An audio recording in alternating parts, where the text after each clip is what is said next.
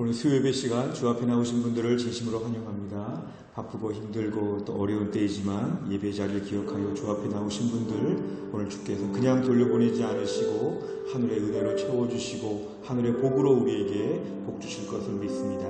함께 시간 찬송가 202장 우리가 오늘 한 장의 찬양을 드리겠는데요. 우리 한 장의 찬양 은혜롭게 깊이 있는 찬양 들 수 있기를 바랍니다. 202장 찬양 드립니다.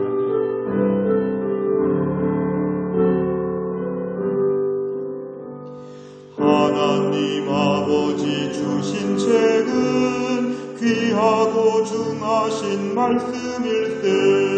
기쁘고 반가운 말씀 중에 날 사랑한단 말 참 좋도다. 주께서 나를 사랑하니 즐겁고도 즐겁도다.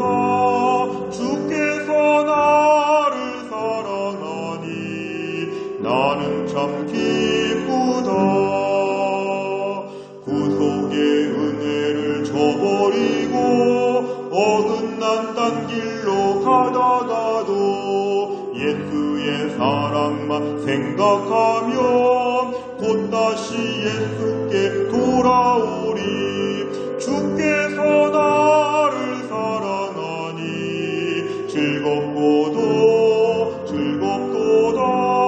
주께서 나를 사랑하니 나는 참 기쁘다. 구주의 영광을 바라보며 예수의 이름을 찬양하리. 영원히 찬양할 나의 노래 예수의 이름이 귀하도다. 주께서 나를 사랑하니 즐겁고도 즐겁도다. 주께서 나를 사랑하니 나는 참 기쁘다. 주 예수 날 사랑하시오니 나 또한 예수를 사랑하네.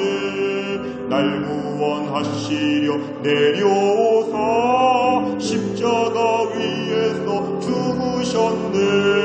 주께서 나를 사랑하니 즐겁고도 즐겁도다. 주께서 나를 사랑하니 나는 참 기쁘다. 주 예수 날 사랑하시오니 마귀가 놀라서 물러가네. 주 나를 이렇게 사랑하니 그 사랑 어떻게 보답할까. 주께서 나를 사랑하니 즐겁고도 즐겁도다. 주께서 나를 사랑하니 나는 참 기쁘다. 아멘. 제가 기도하겠습니다. 하나님 아버지, 주일이 지난 다음에 3일 동안도 하나님께서 저희들을 지키고 돌보셔서 이 힘들고 어려운 세상 가운데도 하나님의 은혜로 저희들을 잘 지켜주셨다가 오늘 수요 예배 자리 주 앞에 나와 마음껏 주의 이름을 찬양하며 기도하며 하나님 말씀을 듣게 하여 주시니 감사합니다. 주께서 우리를 사랑하여 주시니 즐겁고도 즐겁도다. 코로나로 말미암아 힘들고 삶에 많은 불편함과 어려운 일들이 하나님 아버지 반년 넘게 지속되고 있지만 주께서 나를 사랑하니 우리의 심령이 즐거워하게 하여 주옵소서. 외적인 형편과 사정은 어려워졌다고 할지라도 주께서 나를 사랑하시는 것은 변함이 없사오니 주님이 나를 사랑하신다는 한 가지 사실 붙잡고 예수님을 사랑하고 다시 한번 주 앞에 감격하며 주께서 나를 이렇게 사랑하니 그 사랑 어떻게 보답할까 믿음의 고백으로 주 앞에 나아갈 수 있도록 우리를 붙잡아 주옵소서. 오늘 주 앞에 나온 주의 백성들 하나님이 안전하게 돌보아 주시고 하루하루 두려워하지 아니하고 염려하지 아니하고 천국을 바라보며 하나님 유일한 도움을 바라보며 나그네 인생길 천국의 소망으로 담대하게 살 수 있도록 하나님이 함께하여 주옵소서. 하나님, 이 코로나의 모든 질병들이 속히 하나님 잠잠해지게 하여 주시고 더 이상의 확진자가 나오지 않도록 전 세계 열방 가운데 하나님이 치유의 광선을 발하여 주시어서 이 병균들이 다 없어지고 이 전염병이 다 사그러들 수 있도록 역사하여 주옵소서. 하나님 아버지, 이 병으로 말미암아 고생하는 자들이 속히 낫게 하여 주시고 이 병을 고치기 위해 수고하는 많은 의료진들을 하나님이 돌보아 주시옵고 무엇보다 전 세계가 이 어려운 일을 통하여 하나님 앞에 엎드려 무릎 꿇고 하나님의 은혜를 구할 수 있도록 하나님 대반전의 역사가 있도록 하나님이 함께하여 주시옵소서.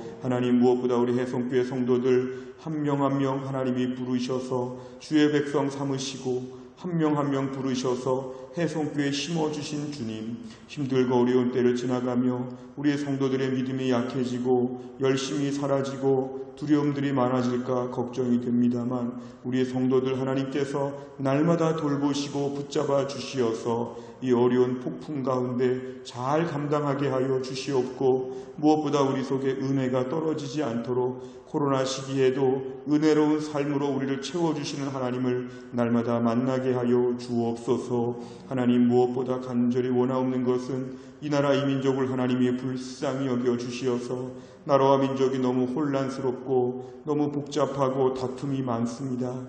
하나님 아버지, 사회가 주 안에서 안정되게 하여 주시고 하나님이 세우신 통치자들에게 지혜와 양심을 더하여 주시어서 맡겨진 모든 일들을 너끈히 감당하게 하여 주옵소서. 무엇보다 하나님, 교회가 지나치게 방역 제재를 받으며 교회 예배가 위축되며 교회 안에 생명과 같은 많은 것들을 잃어버리는 이 어려운 때를 맞이하였습니다.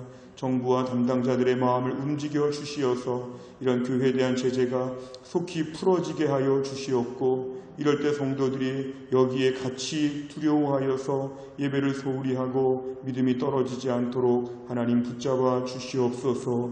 하나님, 성경과 반대되는 포괄적 차별금지법에 대하여 이제 하나님 오늘까지 모든 입법 조사가 끝나고 이제 하나님 아버지 발의된 법이 어떻게 진행이 될지 이 모든 것들을 막아주시기를 원합니다. 무엇보다 이 후손들, 우리나라 우리 후손들 때에 악하고 더러운 세상의 풍조가 들어오지 못하도록 하나님이 함께하여 주시고 또 우리 자손들 하나님을 영화롭게 하며 주님만을 섬기며 믿음의 전통을 이어가며 교회를 지켜갈 수 있도록 우리 다음 세대가 영적인 가난의 때를 맞이하지 않도록 하나님이 함께하여 주옵소서. 아버지 하나님, 간절히 원하오니 이 어려운 때 선교지의 선교사님들을 하나님이 특별히 돌보아 주시어서 복음의 능력으로 잘 감당할 수 있도록 하나님이 함께하여 주옵소서. 오늘도 주 앞에 나온 주의 백성들 하나님 앞에 찬양하여 싸우니 이제 하나님 말씀 듣고 기도할 때 오늘도 하늘의 풍성한 은혜가 우리 가운데 베풀어지게 하여 주옵소서. 감사드리며 예수님의 이름으로 기도하옵나이다. 아멘. 오늘 주 앞에 나오신 분들을 진심으로 환영합니다. 우리 앞뒤 좌우에 한번 눈으로 인사하실까요? 반갑습니다. 잘 나오셨습니다. 오늘 주 앞에 나오신 모든 분들을 환영합니다. 우리 하나님 말씀 같이 보겠습니다. 베드로후서 1장 21절, 신약성경 베드로후서 1장 21절 385페이지에 있습니다. 베드로후서 1장 21절입니다.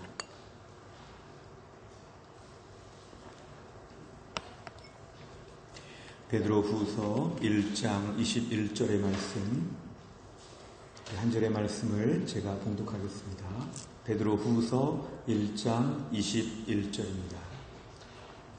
이 예언은 언제든지 사람의 뜻으로 낸 것이 아니요 오직 성령의 감동하심을 받은 사람들이 하나님께 받아 말한 것임이라. 아멘.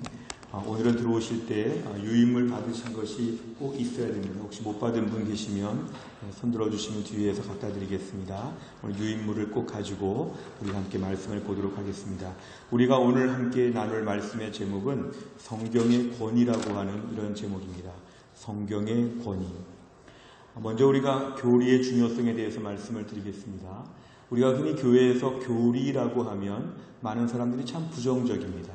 교리 그러면 딱딱하다, 어렵다, 그리고 불필요하다 이런 생각들을 가진 분들이 계시고, 또 교리 그러면 우리는 성경만 공부하지 교리는 공부하지 않겠다, 이런 분들도 계십니다. 교리는 우리끼리 만들어서 지혜로 만든 책 같고 성경만 보겠다. 그런데 일단은 교리적으로 우리 신앙의 체계를 세우는 게 필요합니다. 성경은 이렇게 창세기부터 요한계시록까지 권별로 주제가 되어 있다면, 교리라고 하는 것은 주제별로 되어 있습니다. 예를 들어서 신론, 하나님은 어떤 분이신가? 그 다음에 인간론, 인간은 도대체 어떤 존재인가? 구원론, 어떻게 우리가 구원을 받는가? 그 다음에 교회론, 교회는 어떠한 것인가? 종말론, 세상 마지막에 어떻게 될 것인가? 그래서 이렇게 성경에 나온 내용들을 가지고 일목요연하게 소트를 주제별로 하는 것이죠.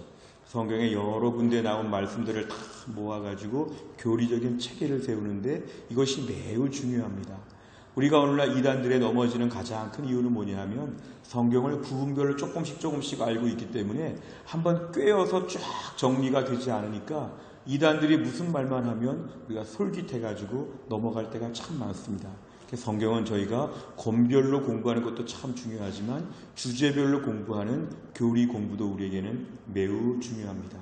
그런데 우리가 교리를 공부하면서 한 가지 꼭 알아야 될 것은, 이 교리를 바리새인 같은 딱딱한 마음으로 공부하게 되면 이 교리는 정말 어렵고 고리타분한 게 됩니다.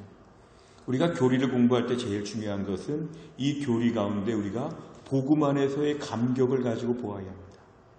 딱딱한 법조문을 공부하듯이, 무슨 옛날에 사법고시를 준비하듯이 이렇게 첫 번째, 두 번째 계명들을 외우는 그런 계명이 아니라, 나를 사랑하사 나를 위해 십자가를 지신 예수님의 사랑을 생각하면서 복음 안에서의 은혜와 감격으로 교리를 보게 되니까 우리 안에 교리의 내용들이 다 고마운 것이죠. 주 나를 이렇게 사랑하니 나 또한 주를 사랑하네. 나를 사랑하시는 주님이 너무 고마우니까 왜 이렇게 나를 사랑해 주시나? 하나님 왜 나를 이렇게 돌봐주시나? 교리적인 내용을 볼 때마다 복음 안에서의 감격이 참 중요합니다. 여기 보시면 교리의 중요성에 복음과 교리와 생활의 삼중적인 관계라고 했는데, 이 복음이란 말을 다른 말로 하면 감격입니다. 예수님의 사랑을 생각하고 교리를 공부하니까 매사에 눈물 나고 감격스러운 것이죠. 그 다음에 교리를 공부하면서 체계를 삼았다면 이제 그 다음에 생활에 있어서는 삶의 변화가 있습니다. 분명한 교리를 알게 되면 삶이 변한다는 것이죠. 내가 오늘 교리를 정확하게 공부하게 되면, 그래서 우리가 지정의 차원에서 나눠본다고 하면 복음이라고 하는 것은 감격이니까 좀 정적인 차원, 정서적인 차원, 감격적인 차원이 있다면 교리는 지식적인 차원이죠. 분명한 내용을 지식적으로 정리하는 것이 교리이고, 생활은 의지적인 차원입니다. 그러면 이렇게 살겠습니다. 결심을 하는 것이죠. 그래서 복음, 교리, 생활은 우리 안에 어떤 정서적인 차원, 지식적인 차원, 의지적인 차원에서의 우리의 삶의 구체적인 변화까지 얘기합니다. 교리를 공부할 때는 항상 이 세 가지 차원에서 보아야지만 우리가 바리새인처럼 되지 아니하고 은혜 받으며 공부할 수 있습니다. 시편 8편 4절의 말씀을 보면, 사람이 무엇이기에 주께서 그를 생각하시며 인자가 무엇이기에 주께서 그를 돌보시나이까. 벌써 이 내용을 보면 감격이 묻어나 있습니다. 하나님이 나를 사랑하신다. 하나님의 속성 중에 사랑이라는 게 있다. 하나님의 공유적인 속성, 비공유적인 속성, 조직신학적으로 어려운 얘기를 많이 할 수 있지만 그걸 달달달 외우는 게 중요한 게 아니라, 사람이 무엇이기에, 내가 무엇이기에 하나님이 나를 생각해 주시고 나를 돌봐주시나, 벌써 감격하는 거죠. 그러니까 성경 말씀을 볼 때마다 우리가 오늘 교리의 내용을 공부하면서는 이런 감격적인 은혜가 우리에게 반드시 필요하다는 것입니다. 그래서 우리가 수요 예배 시간에 당분간은 이렇게 교리적인 내용들을 저희가 함께 쭉 공부해 나갈 텐데요. 이 교리적인 내용을 배울 때마다 복음 안에서의 감격, 교리에 대한 바른 지식, 생활에 대한 의지적인 변화, 이 세 가지를 가지고 함께 말씀을 공부하시면 되겠습니다. 두 번째 보시면 성경을 먼저 다룬다. 교리를 공부하면서 교리 중에서 제일 중요한 게 성경에 대한 교리입니다. 잘 들으세요. 성경에 대한 교리. 그러니까 성경 말씀은 어떤 책인가에 대해서 전제적인 이해가 필요합니다. 그런데 아까도 말씀드린 것처럼 하나님은 누구신가? 예수님은 누구신가? 성령님은 누구신가? 교회는 무엇인가?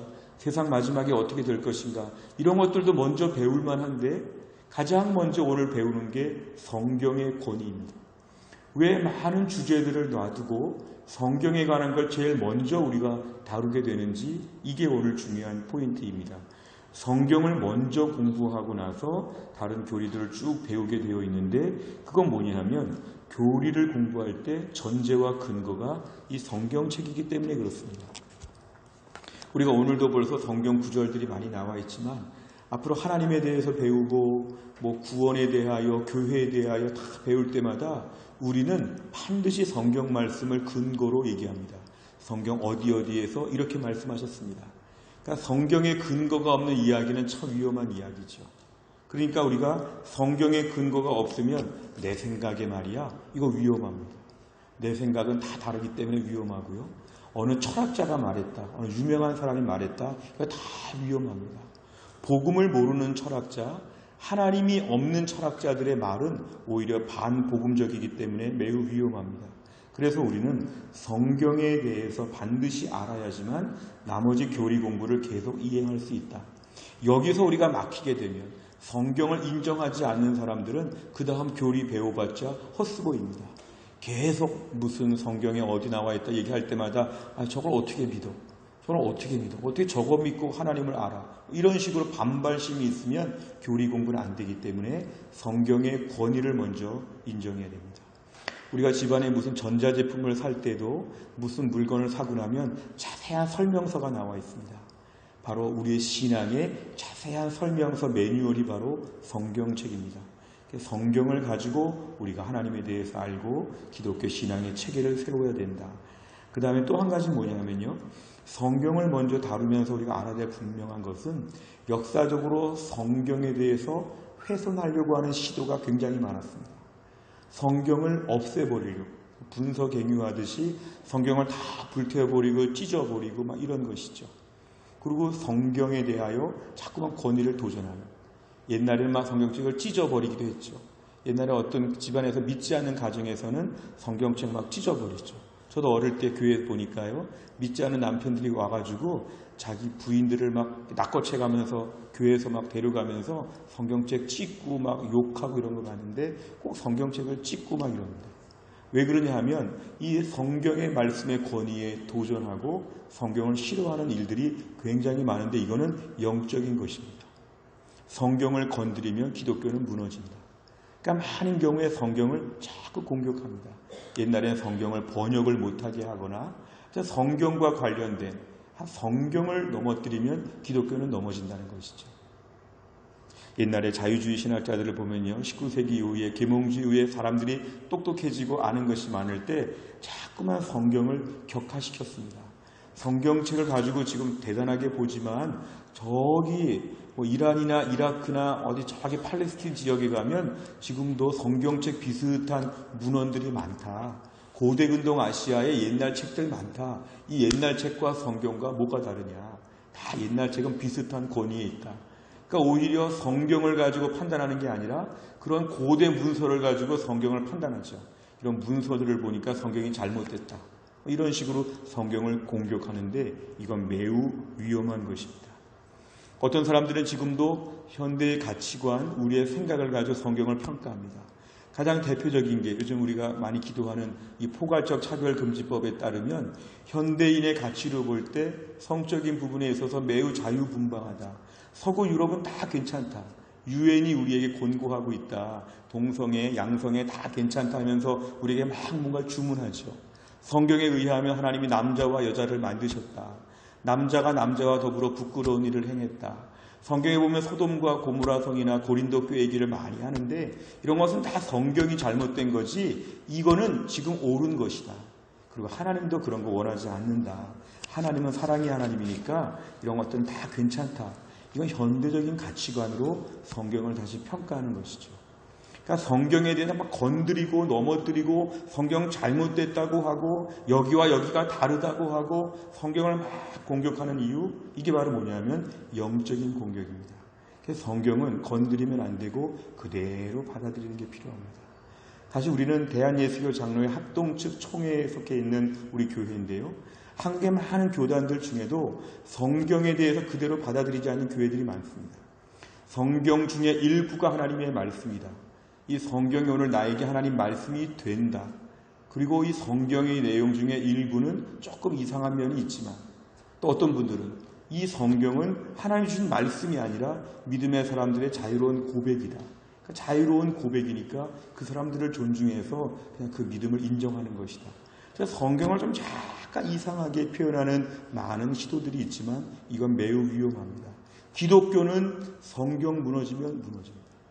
그러니까 우리는 사수하고 목숨을 걸고 성경 말씀을 그대로 하나님 말씀으로 받는 것이 우리에게 필요합니다. 기독교 신앙의 제일 중요한 출발점은 성경의 권위를 무조건 인정합니다. 2000년 역사 가운데 하나님이 세계 97% 이상의 사람들이 가지고 있는 이 성경책의 권위에 대하여 도전하지 아니하고 그대로 받아들인다. 이게 우리에게 필요합니다. 하나님 말씀을 들어보고 믿을까 말까, 창세기는 믿고 출애굽기는 못 믿고 이렇게 하면 안 되고 무조건 다 믿는 것이죠. 무조건 다.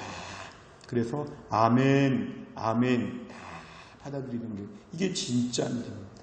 우리가 오늘 구원받는 믿음을 얘기할 때 예수 믿고 구원받는다는 믿음이 있다면 성경도 그대로 다 믿어야 됩니다. 예수 믿고 구원은 받는데 성경은 가려서 믿겠다? 이거 구원받는 믿음이 아니죠. 믿음은 그대로 다 받아들이는 것입니다. 우리의 생각과 지성, 내가 얼마나 공부를 많이 했는데, 내가 얼마나 책을 봤는데, 이거 아무 소용없습니다. 하나님 말씀은 그대로 수납하는 것이 진정한 믿음입니다. 세 번째를 보시면 성경의 저자이신 하나님인데요. 히브리서 1장 1절과 2절에 보면은 옛적에 구약을 말합니다. 선지자들을 통하여 여러 부분과 여러 모양으로 우리 조상들에게 말씀하신 하나님. 구약에서 하나님이 여러 부분과 여러 모양으로 말씀하셨다는 것은 구약 시대의 선지자가 하나님 말씀을 대언하기도 했고 꿈이나 환상, 계시, 구름, 불 다양한 방법으로 하나님께서 말씀하여 주셨는데 이거 인정할 수 있습니다.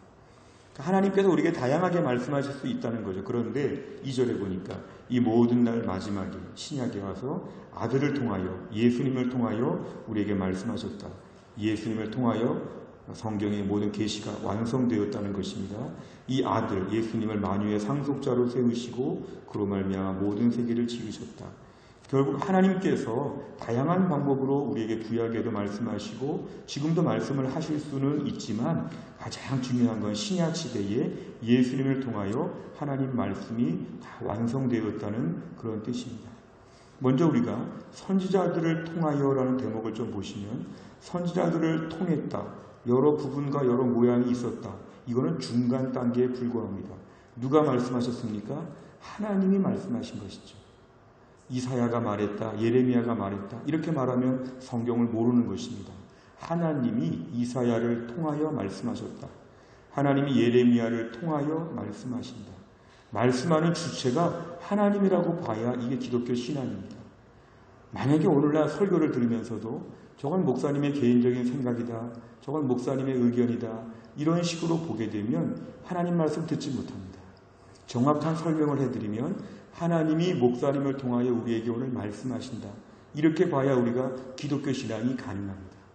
불신앙이나 신앙의 초신자들은 계속 말씀에 대해서 이런 부분을 이해하지 못합니다. 그냥 누가 말하는가, 오늘 연사가 누군가, 설교자가 누군가 이런 식으로 보면 말씀의 은혜를 받지 못합니다. 왜냐하면 사람의 말은 힘이 없죠. 그 밑에 보세요.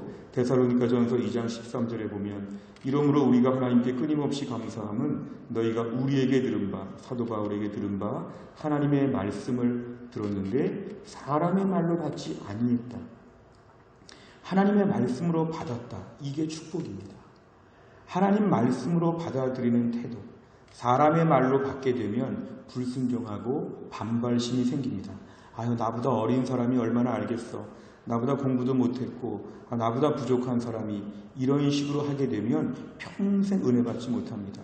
하나님 말씀이 선포되어야 할 때 어디 여름 휴가철에 어느 조그마한 개척교회를 갔다고 할지라도 거기서 선포되어지는 어느 전도사님, 이제 신학대학원 갓 들어간 전도사님이 설교한다고 할지라도 그 말씀 한마디 한마디를 통해서 오늘 나에게 전도사님을 통해서 하나님이 설교하신다.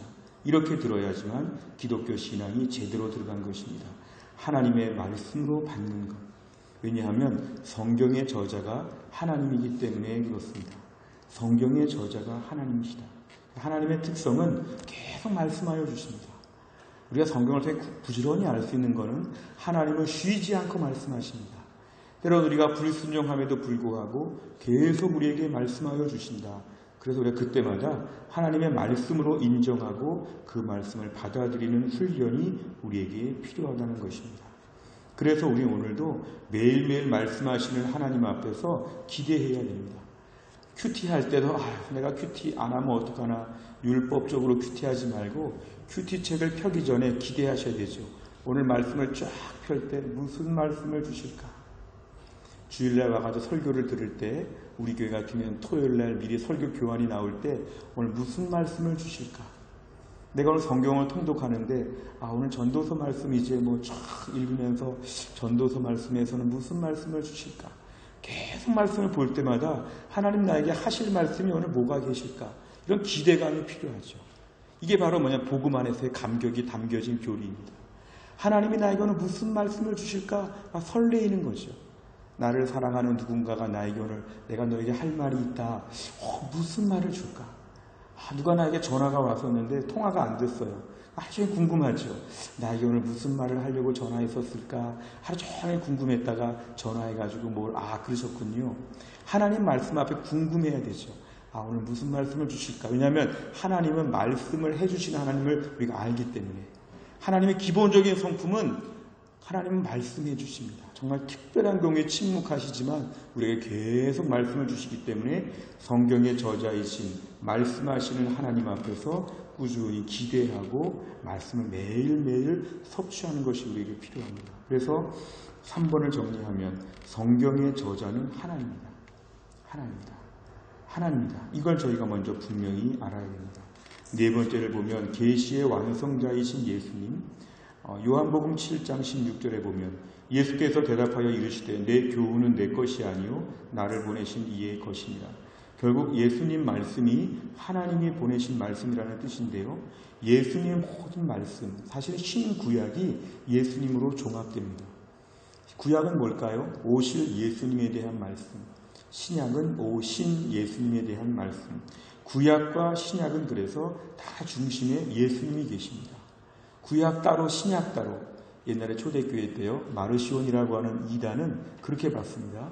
구약은 너무 무서운 하나님, 구약은 율법의 하나님, 구약은 잔인한 하나님, 막 살육을 하고 다 전멸을 시키고, 구약은 무서운 하나님. 신약의 하나님은 부드럽고 우리에게 사랑이 넘치고 따뜻한 분. 구약의 하나님, 신약의 하나님을 나눠서 보는데 이건 교회사적으로 이단이 되었습니다. 구약과 신약은 같이 붙어 있는 것이고 예수님을 중심으로 같이 봐야 한다는 것이죠.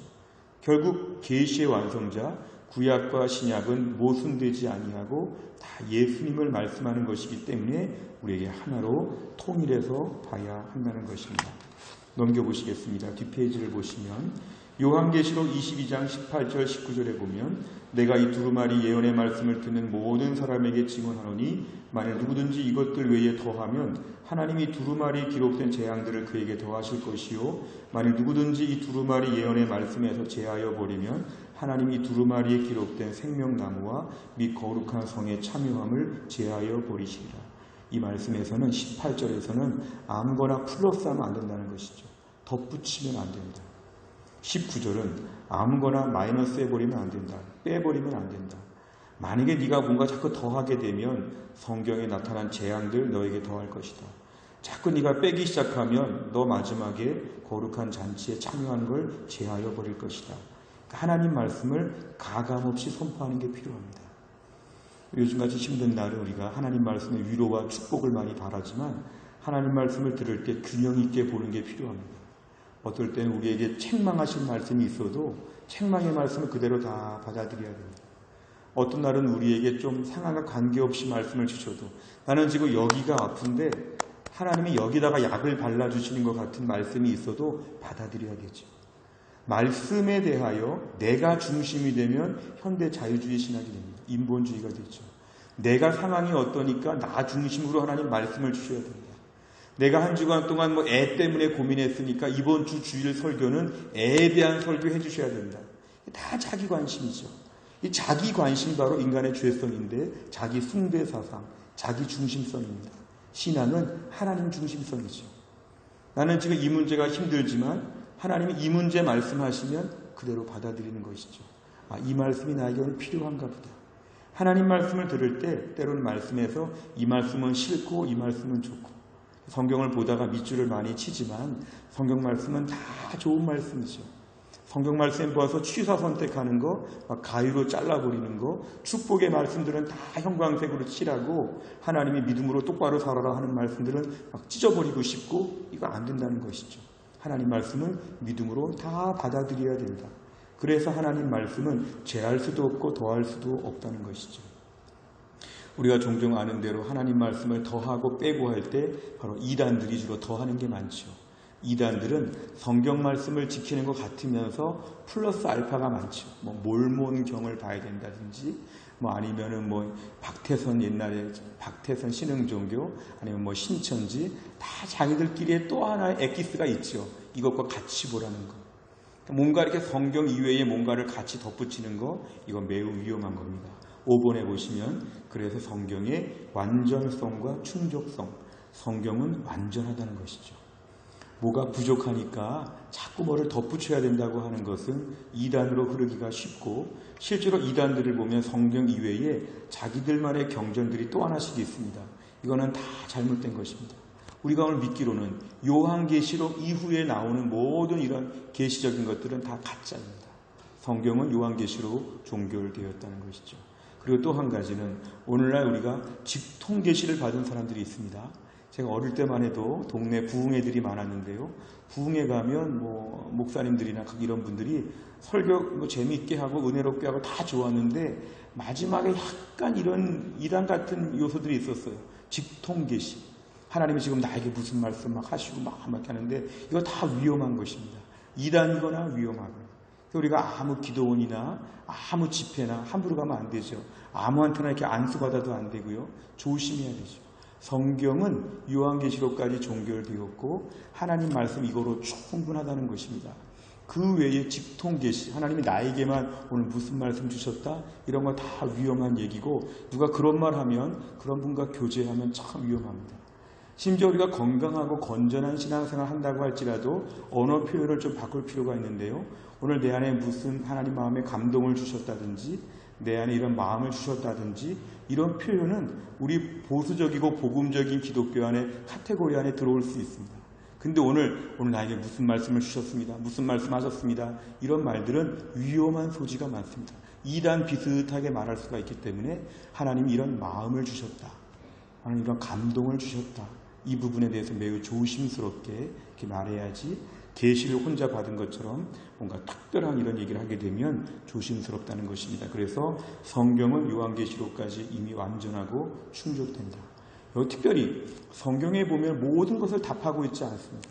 어떤 분들은 성경을 백과사전처럼 모든 것 무엇이든 물어보세요 이런 분이 있지만 성경은 구원받는 길에 있어서 완전하고 충족된다는 것입니다. 우리의 모든 호기심을 다 채워주는 모든 것들이 다 성경책에 담겨 있는 게 아니라 호기심을 채워주기 위한 책이 아니라 구원받는 길이 무엇인지 조금 이거 자세히 말하면 우리가 얼마나 죄인인지 우리가 어떻게 해야 예수 믿고 구원받는지 어떻게 해야 구원받고 천국 가는지 이런 것들을 완벽하게 말한 것이 성경이기 때문에 성경은 완전하고 충족하다는 것입니다. 6번째를 보면 성령의 기록 방법 유기적인 영감설입니다. 무엇보다 성경인데 성령으로 나왔습니다. 성경의 기록 방법은 유기적인 영감설입니다. 이건 뭐냐 하면은 성경은 인간 저자들이 중간에 동원되었는데요. 인간 저자들이 동원되어서 하나님께서 성경을 쓰도록 하셨습니다. 베드로후서 1장 21절 오늘 읽은 말씀을 보면 예언은 언제든지 사람의 뜻으로 낸 것이 아니요 오직 성령의 감동하심을 받은 사람들이 하나님께 받아 말한 것이라. 이 성령의 감동하심을 받았다. 이걸 영감설이라고 합니다. 영감, 영적인 감화설, 하나님께서 성령을 통해서 성경을 기록하도록 하셨다는 것입니다. 여기에서 하나님이 개입하신 것은 뭐냐면 절대로 거짓되거나 잘못된 말씀을 쓰지 않도록 하나님이 관여하셨다는 것이 매우 중요합니다. 우리가 다른 일반 책들은 이렇지 않죠. 그러니까 다른 책들은 함부로 격하해서 보거나 함부로 좀 볼 수 있지만 성경은 성령께서 감동으로 쓰신 책이기 때문에 성경의 권위가 여기 있습니다. 성경의 권위가 어디에 있냐 그러면 성령의 감동하심으로 썼기 때문에 성경은 권위가 있다는 것이죠. 그래서 성경은 지금도 옛날에 들었던 성경 말씀, 설교 말씀 꾸준히 우리에게 은혜가 됩니다. 저도 어릴 때부터 모태신앙으로 자라서 거의 1년에 한 번씩은 집에서 성경을 꼭 보도록 제가 배웠는데요. 늘 가정예배도 드리고 이 성경 어릴 때부터 봤는데 지금 봐도 새롭습니다. 그리고 은혜가 돼요. 그리고 매년 보지만 어떤 해에는 작년까지 못 봤던 게 막 보이기도 하고 어떨 때는 말씀 읽다가 막 눈물도 나요. 어떨 때는 말씀 읽다가 막 죄에 꺼리 끼고 막 부끄럽기도 하고. 그러니까 이 말씀의 영적인 능력에 대해서 우리가 이걸 인정할 수밖에 없는 것은 성령의 감동, 감화로 쓰여졌기 때문에 그렇다. 그러니까 하나님 말씀의 권위가 여기 있는 것이죠. 이런 모든 현상들은 왜 그럴까요? 성령의 감동으로 쓰여졌기 때문에 성경의 권위가 있다는 것입니다. 근데 우리 교단에서 유기적인 영감설을 얘기합니다. 유기적인.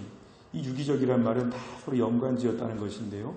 대표적인 차이점이 기계적인 영감설이 있습니다. 기계적인 영감. 기계적인 영감은 뭐냐 하면 애들이 받아쓰기 하듯이 쭉 이렇게 쓰는 것을 기계적인 영감설이라고 합니다. 이 기계적인 영감설은 마치 로봇처럼 받아 적었다는 것인데 우리 교단, 우리 신학은 이걸 인정하지 않습니다. 우리는 유기적인 영감, 하나님이 이 사람의 교육, 이 사람의 어법, 이 사람의 모든 성품, 이 사람의 환경, 모세나 바울이나 베드로나 다양한 인간 저자들의 다양한 문체들, 다양한 것들을 하나님이 활용하셨다고 저희는 믿습니다. 하나님이 실제로 그렇게 하셨죠. 성경을 보면 실제로 그 원문의 내용들을 보면은 조금씩 문체들은 다를 수 있죠. 참 신기하고 오묘한 것은 이것이 전체적으로 볼 때는 하나님이 개입하신 성경의 영적인 권위가 있다는 것이죠. 그러니까 성경 안에서 다양한 점들을 볼 때 다양한 인간 저자들을 사용하셨지만 하나님이 여기에 오류가 없도록 하시고 예수님을 중심으로 한 전체적인 메시지가 일관되게 흐를 수 있도록 하나님이 관여하셨다. 그래서 이거를 유기적인 영감설이라고 우리가 말합니다. 그래서 오히려 성경을 볼 때 유기적인 영감설을 저희가 꼭 기억하면 하나님이 인간 저자들을 사용하셔서 다양한 방법으로 일관되게 성경을 쓰셨다. 한 가지 더 추가할 것은 가끔 우리가 성경을 볼 때 앞에도 말했지만 모순되어 보이거나 좀 이해가 안 되어 보이거나 이런 거 가지고 시비 거는 분들이 있죠. 어떤 분들은 기적 사건들은 좀 빼야 되겠다. 옛날에 신학자들 중에 독일의 불트만이라고 하는 신학자들은 성경이 쓰여질 때 신화적인 세계에 쓰여졌기 때문에 신화적인 요소를 넣어야 사람들이 믿었지만 지금은 신화적인 세계가 아니기 때문에 신화를 빼야 된다. 기적 같은 건 다 빼야 된다.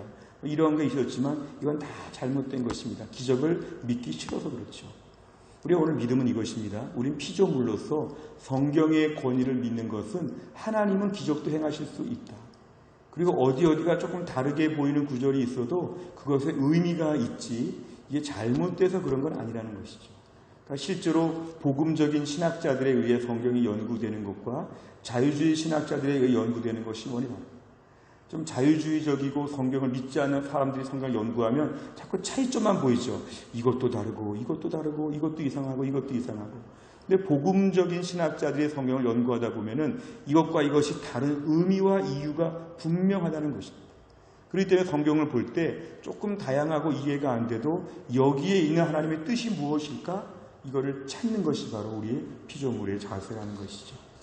우리 7번째를 보면 성경의 해석 방법과 성령의 조명입니다. 고린도전서 2장 14절에 보면 육에 속한 사람은 하나님의 성령의 일들을 받지 아니하나니 이는 그것들이 그에게는 어리석게 보이며 또 그는 그것들을 알 수도 없나니 그러한 일은 영적으로 분별되기 때문이라. 육에 속한 사람, 하나님의 성령의 일들을 알지 못한다. 그러니까 지금 7번은 성경을 해석할 때 이야기입니다. 성경의 기록이 성경이 성령으로 말미암아 감동되어 기록되었다면 성경을 해석할 때도 성령의 조명이 필요하다는 것입니다. 만약에 성경이 인간적인 지혜로 만들어진 책이라면 우리가 이 당시 사람들만큼 지혜가 있어야 되고 우리의 모든 지식이 충만해야 이것이 풀리는데 성경이 성령의 그런 영감으로 만들어졌다면 우리가 오늘 성경을 공부할 때 성령의 조명을 반드시 받아야 됩니다. 설교를 듣기 전에 함께 기도하고 또 큐티하기 전에 기도하고 하나님 말씀을 앞두고 기도하는 이유가 뭐냐? 오늘 내가 말씀을 볼 때 나의 지혜, 나의 지식으로 보지 않고 성령께서 내 안에서 말씀을 보는 깨달음을 허락하여 주시옵소서. 실제로 최고의 대학에서 국문학 박사, 인류학 박사, 종교학 박사 대단한 사람들이 모여도 성경을 풀이하는 걸 보면 엉뚱하게 풀이합니다. 최근에 우리가 도월 같은 사람들이 성경을 풀이하는 걸 보면 그 사람이 얼마나 공부를 많이 했습니까? 근데 그 사람이 복음적인 눈을 갖지 못하고 성경을 보니까 성경의 내용을 왜곡되게 보는 것이죠. 성경을 이상하게 풀이합니다. 왜냐하면 그렇게 볼 수 없는 것은 뭐냐면 육에 속한 사람은 성령의 일을 알지 못하기 때문에 사회학적으로 보거나 인간적으로 보거나 경제사적으로 보거나 성경을 다르게 보죠. 옛날에 해방신학이나 민중신학을 보면 성경을 보는 눈 자체가 벌써 다르기 때문에 이거를 인간의 몸, 육신의 눈으로 보니까 성경을 이해를 못하죠. 성경은 철저하게 성령님의 은혜를 구하고 성령에 속한 사람이 하나님 말씀들을 온전히 분별할 수 있다는 것입니다. 그래서 우리는 세상적으로 내가 공부를 많이 못했다. 우리 옛날에 시골교회 권사님들, 저 깊은 산골의 권사님들, 옛날에 공부할 기회가 없는 아주 할머니 권사님들, 평생 성경 보고 평생 기도하고 평생 예배당에 나온 분들을 보면 성경을 잘 읽고 잘 은혜롭게 해석하는 분들이 많이 계셨습니다. 오히려 도시에서 공부 많이 하고 뭔가 이렇게 막 아는 표시를 많이 내는데 성경을 터무니없이 해석하고 읽지도 못해요. 잘 성경 말씀을.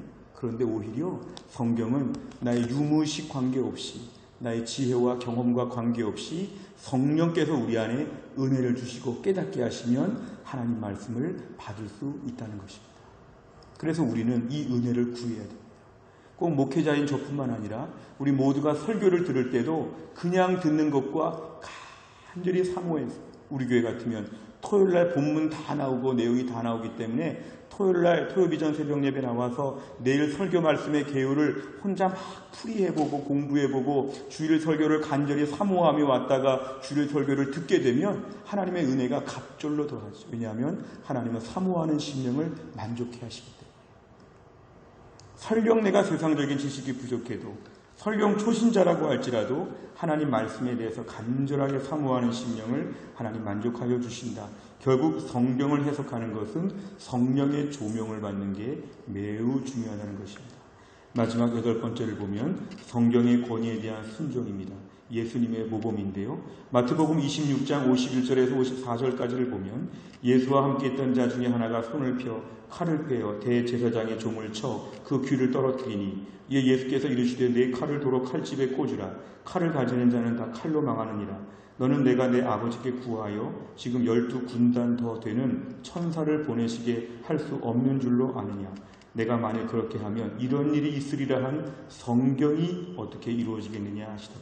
맨 마지막 이런 일이 있으리라 한 성경이 어떻게 이루어지겠느냐. 오늘 지금 예수님 마지막에 겟세마네 동산에서 예수님을 잡으러 온 사람들의 이야기인데 예수님은 지금 여기서 내가 붙잡히지 않고 사는 것보다 54절 말씀처럼 하나님 말씀이 성취되는 것을 예수님이 더 중요하게 생각하셨다는 거죠. 이건 다른 말로 하면 성경 말씀이 이루어지는 것, 성경의 권위에 대한 존중, 이것이 필요합니다. 우리가 오늘 성경의 권위에 대해서 배웠다면 성경이 이렇게까지 권위가 있고 특별하고 확실한 말씀이라면 결론은 뭘까요? 아, 그렇구나. 이렇게 되면 삼중적인 관계를 모르는 거죠. 그렇다면 나의 생활에서 의지적으로 순종해야 되죠. 길 가는 보통 사람들이 우리에게 하는 말과 저 대통령이나 높은 사람들이 한 말은 말이 다르죠. 오늘 본문에서 성경의 권위는 하나님의 말씀이라고 보는데 하나님 말씀이라는 걸 분명히 알게 되면 말씀에 순종해야 됩니다. 우리가 오늘 신앙생활에서 코로나 때 정신 차려야 될 것은 순종을 잘 해야 됩니다. 이 코로나 때 우리가 견디고 생존하려면 믿음 정말 끝까지 지키려면 이럴 때 철저하게 순종해야 됩니다. 오늘 성경의 권위를 저희가 분명히 인정한다면 성경의 권위 앞에 순종해야 됩니다. 하나님 말씀이라면 아멘으로 받는 것이 우리에게 매우 중요합니다. 하나님 말씀 그 권위 앞에 무조건 순종합니다. 내가 결제하고 내가 판단하고 일부 수용하고 일부 순종하고 이런 태도는 우리 신앙생활에서 매우 악습이 되겠습니다. 오늘 말씀에 성경의 권위를 지금까지 강조했다면 지식적으로 오늘 말씀을 배웠다면 의지적으로 결단해야 됩니다. 예수님처럼 주여 이 가운데서 내 안위와 내 편의와 내 유익이 성취되는 것이 아니라 내가 조금 힘들더라도 하나님 말씀대로 순종하며 응답하겠습니다. 주님 역사하여 주시옵소서. 이 코로나 때를 저희가 살면서 여기서 하나님의 뜻이 이루어지는 게 필요합니다. 두렵고 염려스러운 일이 많이 있다고 할지라도 그 일들 가운데서 하나님 말씀이 성취되고 내가 철저하게 순종하게 하여 주옵소서. 이 코로나 시기는 어쩌면 우리의 믿음을 달아보는 때라고 볼 수 있습니다. 정말 순종할 수 있겠느냐? 지금도 믿음으로 살 수 있겠느냐? 예배할 수 있겠느냐? 주여 내가 오늘도 순종합니다. 성경의 권위 앞에 우리 모두가 순종하고 말씀으로 축복된 삶을 살 수 있기를 간절히 바랍니다. 기도하겠습니다. 하나님 아버지 감사합니다. 오늘도 우리가 성경의 권위에 대한 말씀을 들었습니다. 우리의 삶 가운데 하나님 말씀의 권위를 어렴풋이 알면서도 잘 모르고 또한 감격하지 않고 순종하지 않고 생활에서 적용하지 않았던 저희들을 하나님 불쌍히 여겨 주시기를 원합니다. 무엇보다 오늘도 잘 듣지 않고 불순종함에도 불구하고 계속 우리에게 말씀하여 주시는 하나님 앞에 이제 우리가 마음의 반응을 보이게 하여 주시고 오늘도 너무도 분명하고 확실한 성령의 감동으로 만들어진 하나님 말씀들을 매일매일 기대함으로 듣게 하여 주시고 오늘도 우리에게 하실 말씀이 많으시고 오늘도 우리에게 세심하게 가르쳐 주시는 주님 앞에서 말씀 앞에 매일 청종하며 이 말씀 가운데 매일 순종하며 나의 유익이 아니라 하나님의 뜻이 이루어지는 것을 따라 매일매일 순종하는 믿음의 삶이 되게 하여 주옵소서. 오늘도 이 말씀 붙잡고 힘든 때를 너끈히 감당할 수 있도록 붙잡아 주시옵소서. 모든 말씀을 예수님의 이름으로 기도하옵나이다. 아멘. 주기도문합니다. 하늘에 계신 우리 아버지여 이름이 거룩히 여김을 받으시오며 나라 임하옵시며 뜻이 하늘에서 이룬 것 같이 땅에서도 이루어지이다. 오늘날 우리에게 일용할 양식을 주옵시고 우리가 우리에게 죄 지은 자를 사하여 준 것 같이 우리 죄를 사하여 주옵시고 우리를 시험에 들게 하지 마옵시고 다만 악에서 구하옵소서. 대개 나라와 권세와 영광이 아버지께 영원히 있사옵나이다.